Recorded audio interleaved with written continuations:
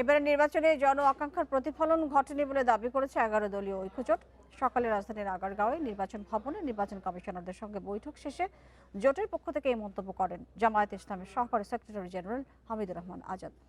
তবে ভোট গ্রহণে আগের চেয়ে কিছু গুণগত পরিবর্তন ছিল বলে মন্তব্য করেন তিনি। ভোট গণনায় কারচুপির অভিযোগ এনে আজ বেলা 11টায় নির্বাচন কমিশনে যান জামায়াত নেতৃত্বাধীন জোটের নেতারা।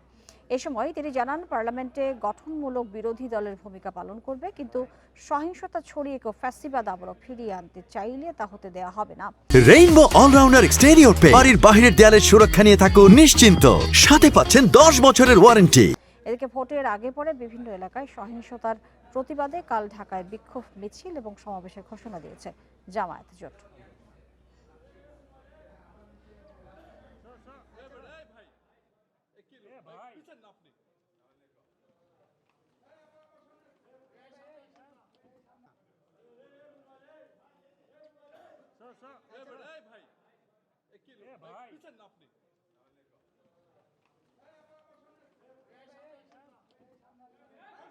আগামীকাল 16ই ফেব্রুয়ারি ঢাকার রাজপথে বাইতুল মোকাররম উত্তর গেট থেকে আমরা প্রতিবাদ সভা এবং বিক্ষোভ মিছিলের ঘোষণা দিয়েছি। কারণ হচ্ছে এই সহিংসতা বন্ধ করতে হবে। বিকাল 4:30টায়